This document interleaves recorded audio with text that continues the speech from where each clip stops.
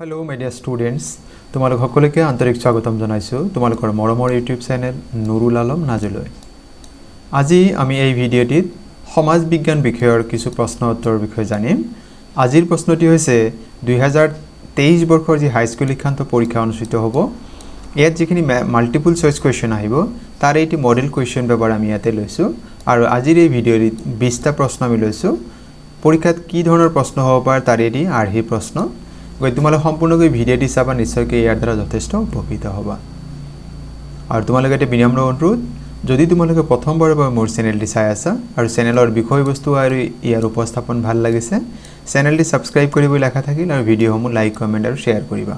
আৰু অতি সোনকালে মই সাধাৰণ বিজ্ঞান সাধাৰণ গণিত এই দুটা বিষয়ৰ প্ৰশ্ন উত্তৰসমূহ এনেধৰণৰ মডেল কোৱেশ্চন পেপাৰ মই আপলোড কৰি থাকিম। ইতিমধ্যে ইংৰাজীৰ এটি প্ৰশ্নকাকত আপলোড কৰা হৈছে আৰু সেই ভিডিঅ'ৰ লিংক এই ভিডিঅ' ডেসক্ৰিপশ্যনত দিয়া আছে।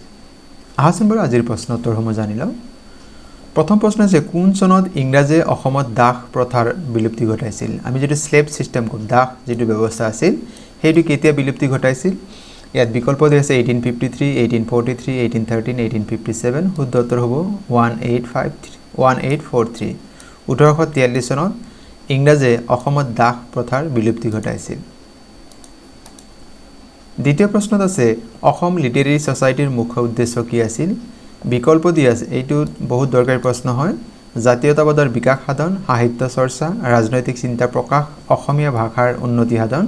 ইয়াৰ শুদ্ধ উত্তৰটি হৈছে সাহিত্য চৰ্চা।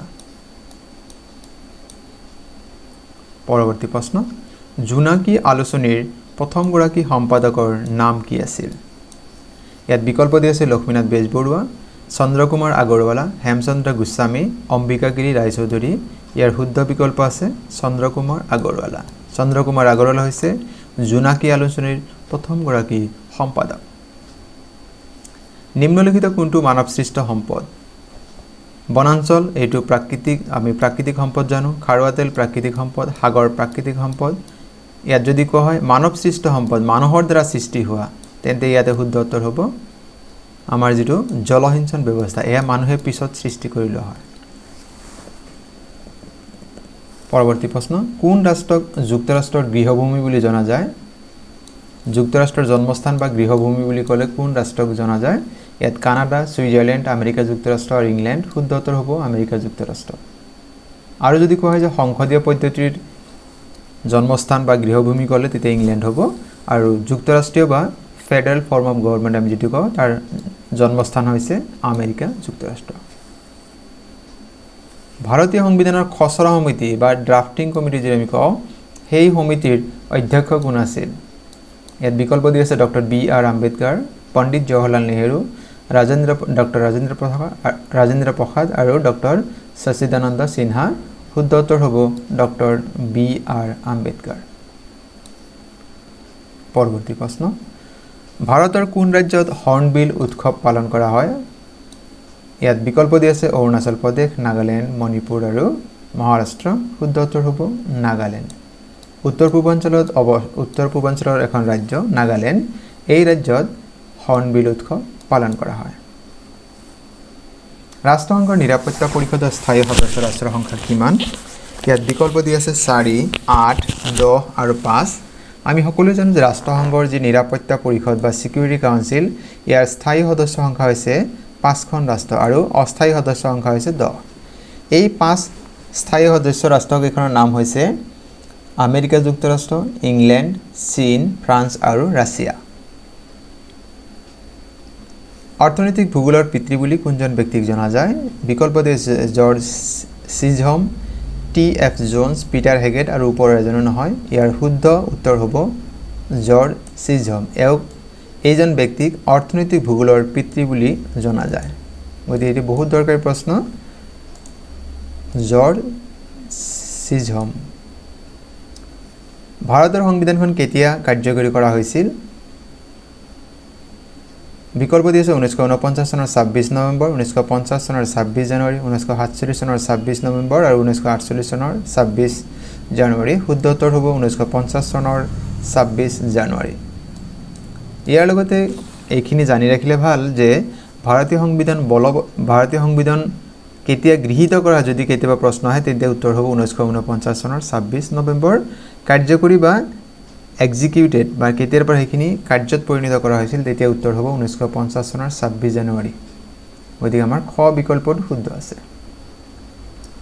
ভাৰতৰ আটাইতকৈ পুৰণি তৈলক্ষেত্ৰৰ নাম কোনখনৰ নাম তৈলক্ষেত্ৰখনৰ নাম কি ইয়াত বিকল্প আছে বঙাইগাঁও গুৱাহাটী ডিগবৈ আৰু নুমলীগড় আৰু শুদ্ধ উত্তৰ হৈছে গ বিকল্প যেটো আছে ডিগবৈ 2015 চনত ৰাষ্ট্ৰসংঘই কোন তাৰিখটো আন্তঃৰাষ্ট্ৰীয় যোগ দিৱস ইন্টাৰনেশ্যনেল যোগা ডে হিচাপে ঘোষণা কৰিছিল ইয়াত বিকল্প আছে 21 জুন 21 এপ্ৰিল 21 আগষ্ট আৰু 21 ছেপ্টেম্বৰ শুদ্ধ উত্তৰ হ'ব 21 জুন তাৰিখে এইটো বিশ্ব যোগ দিৱস হিচাপে পালন কৰা হয় পৰৱৰ্তী প্ৰশ্ন হস্তিৰ বিদ্যানব নামৰ পুথিখনৰ লেখক কোন বিকল্প দি আছে মাধৱ কন্দলি সুকুমাৰ বৰকাইত ভট্টদেৱ আৰু হৰিহৰ বিপ্ৰ আৰু ইয়াৰ শুদ্ধ উত্তৰ হৈছে আমাৰ যেটো খ বিকল্প দি আছে সুকুমাৰ বৰকাইত এইজন ব্যক্তিৰ হস্তিৰ বিদ্যানব নামৰ গ্ৰন্থখন ৰচনা কৰিছিল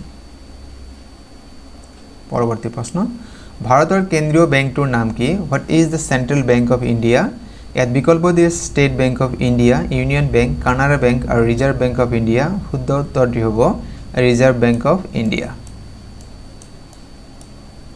15 নম্বৰ প্ৰশ্ন কোন তাৰিখত বিশ্ব মানৱ অধিকাৰ দিৱস বা universal human rights day or world human rights day পালন কৰা হয় তে উত্তৰটি হ'ব 10 ডিসেম্বৰ এয়া হৈছে প্ৰতি বছৰে 10 ডিসেম্বৰ দিনটো বিশ্ব মানৱ অধিকাৰ দিৱস হিচাপে পালন কৰা হয় কিয়নো 1948 চনৰ 10 ডিসেম্বৰ তাৰিখে সাৰ্বজনীন বিশ্ব মানৱ অধিকাৰ দিৱস সম্পৰ্কীয় প্ৰস্তাৱটি গৃহীত কৰা হৈছিল সেই উদ্দেশ্যে প্ৰতি বছৰে 10 ডিসেম্বৰ তাৰিখটো বিশ্ব মানৱ অধিকাৰ দিৱস হিচাপে পালন কৰা হয় 1861 চনত সংগঠিত ফুলগুৰিৰ কৃষক বিদ্ৰোহত নিহত চৰকাৰী বিষয়াজনৰ নাম কি আছিল এত বিকল্প দিছে লৰ্ড কৰ্ণৱালিছ লেফটেনেণ্ট সিংগাৰ লৰ্ড ডেলহাউসি কেপ্টেইন হলৰয়েড শুদ্ধ উত্তৰ হ'ব আমাৰ খ যেটো বিকল্প দি আছে লেফটেনেণ্ট সিংগাৰ এও ফুলগুৰিৰ যেটো কৃষক বিদ্ৰোহ সংগঠিত হৈছিল তাত তেখেতে নিহত হৈছিল 17 নম্বৰ প্ৰশ্ন ভাৰতৰ প্ৰথম পঞ্চবাৰ্ষিক পৰিকল্পনাৰ সময়ছোৱা কিমান আছিল আৰু ইয়াত বিকল্প দি আছে 1 এপ্ৰিল 1951 চনৰ পৰা 31 মাৰ্চ 1956 চন 1 এপ্ৰিল 1950 চনৰ পৰা 31 মাৰ্চ 1955 চন 1 এপ্ৰিল 1949 চনৰ পৰা 31 মাৰ্চ 1954 চন আৰু 1 এপ্ৰিল 1952 চনৰ পৰা 31 মাৰ্চ 1957 চন আৰু ইয়াৰ শুদ্ধ উত্তৰ হৈছে 1 এপ্ৰিল 1951 চনৰ পৰা 31 মাৰ্চ 1956 চন আৰু ইয়াৰ এইটো হৈছে প্ৰথম যেটো পঞ্চবাৰ্ষিক ফাৰ্স্ট 5 ইয়াৰ প্ল্যান আৰু আমি এইটো মনত ৰাখিলে ভাল যে ভাৰতৰ যেটো পৰিকল্পনা আয়োগ হেয়া গঠন কৰা হৈছিল 1950 চনত গৈ তাৰ পিছতহে আমাৰ পৰিকল্পনা প্ৰথম পৰিকল্পনা বা অন্যান্য পৰিকল্পনাসমূহ আৰম্ভ হৈছিল গতিকে 1950 চন বা 1950 চন আগৰ সময়ছোৱা কেতিয়া ই শুদ্ধ উত্তৰ হ'ব নোৱাৰে গতিকে আমাৰ এইখিনি প্ৰথম পঞ্চবাৰ্ষিক পৰিকল্পনাৰ সময় আছিল 1 এপ্ৰিল 1951 চনৰ পৰা 31 মাৰ্চ 1956 চন পৃথিৱীৰ উচ্চতম স্থানত থকা হ্ৰদৰ নাম কি মিচিগান কাস্পিয়ান উলাৰ আৰু টিটিকাকাও শুদ্ধ উত্তৰ হ'ব টিটিকাকাও আপোনাৰ ঘ বিকল্প যেটো হেয়া শুদ্ধ উত্তৰ পৰৱৰ্তী প্ৰশ্ন মাটিকালিৰ ফালৰ পৰা অসমৰ বৃহত্তম জিলাখনৰ নাম কি largest district of Assam in terms of area ইয়াত বিকল্প দিছে কামৰূপ মহানগৰ নগাঁও কাৰ্বি আংলং আৰু ধুবুৰী শুদ্ধ উত্তৰ হ'ব কাৰ্বি আংলং আৰু যদি জনসংখ্যাৰ ফালৰ পৰা কোৱা হয় 2021 ৰ যি 2011 চনৰ যি লোকপিয়ল সেই লোকপিয়লৰ তথ্য অনুসৰি সৰ্বাধিক জনবহুল জিলাখনৰ নাম হৈছে নগাঁও